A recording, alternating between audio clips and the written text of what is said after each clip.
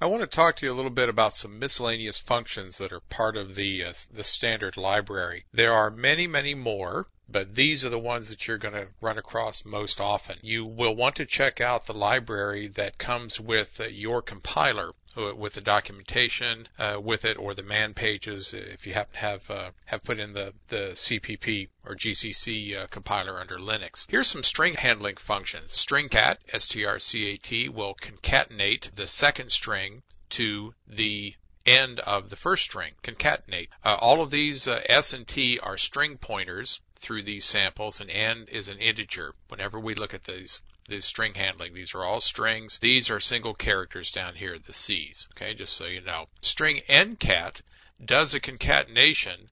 Again, it concatenates T to the end of S, but only for this many characters, for N characters. So you have 3 parameters to a string ncat. That way you won't add any more characters than you want to, so that you don't overrun the end of S. Here's a string compare, S and T. If S is less than T, that's alphabetically. If S contains characters in it and the string is less than T in the alphabet, a negative value will be returned, because what happens is that T, character by character, is subtracted from S. So this pointer, this whole string, would be, let's say that this is S and this is T, concatenate and compare. This will be subtracted, this letter from this letter, and there's no difference. This letter from this letter, there's no difference. M from N, now there's a difference because M is less than, so we have a positive value. So concatenate comes after compare in the dictionary, so we would get a positive value saying that T is larger. Okay, so a negative will be returned if T is smaller. 0 is returned if there is no difference between the two. Like if we did concatenate and compare with only a 2-character N, string N compare down here, we only do 2 characters, then 0 would come back because C would be subtracted from C and O from O, and there wouldn't be any difference in just those 2 characters. So that returns a 0 value. So string comp or string compare and string N compare return negative 0 or plus depending on which string is larger alphabetically than the other. Here's a string copy. We'll copy T into S, character at a time, until you get to the null. String N copy, there's a limit of how many bytes of T will be transferred to S, copied to S.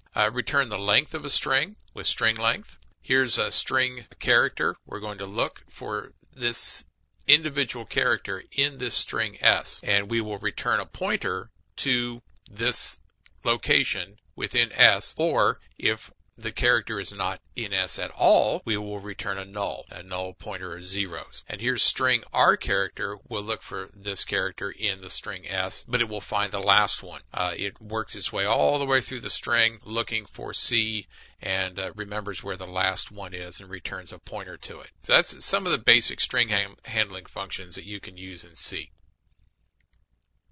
Here's some character class testing and conversion. We've already used one of these, is lower, in our, to lower we used in our lower program earlier where we converted to lowercase. But these are all tests, and they return 0 for false or a positive value for true. True and false, just like we had before, non-zero and 0 for false. So we can test, these are all characters. We can test a single character to see if it is alphanumeric by calling isAlpha.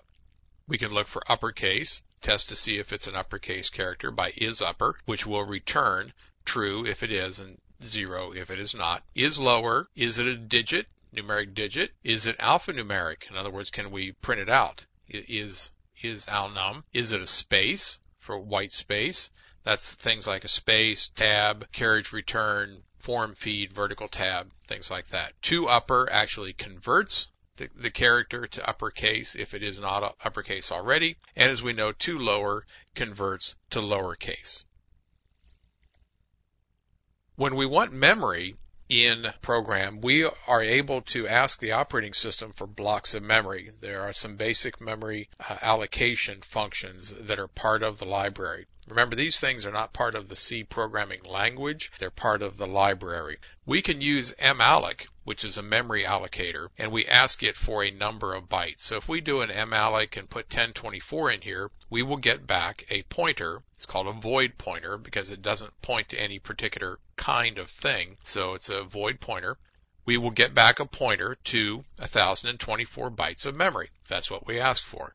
The operating system will take that off the heap and give us a pointer to it, and it keeps track of the memory that's been allocated. A calloc or calloc does the same thing, but it will clear the memory out. It will reserve the memory using an malloc, and then it will set it to zeros. And we have two parameters to a calloc. How many of a thing that we want, and then what is the size. This is good for structures. You can say that you want X number of structs of a certain size, and it will figure out what size they are and then do the multiplication for you and get the memory set aside and then zero it out. So you have how many you want and how big each one is, and for calloc. Then, when you're done with the memory, as a good programmer, you have to free it up. So you pass the pointer into free, which you had received from malloc or calloc. And free tells the operating system via the implementation that you have it tells the operating system that it wants the OS to release this memory. It's no longer being used by our program. So that's a very simple memory allocation, and like I said, there's not a lot to it to ask for memory for structures or other things in the program. It's really quite simple.